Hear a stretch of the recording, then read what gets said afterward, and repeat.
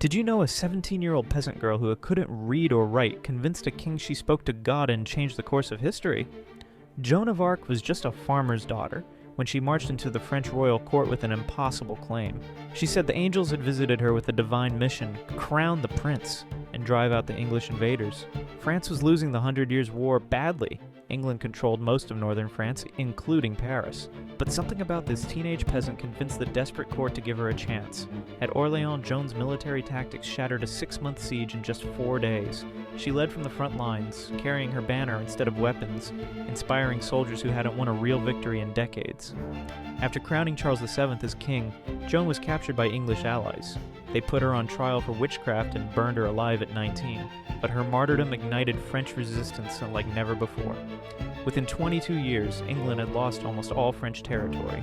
A peasant girl's unshakable faith had essentially created modern France.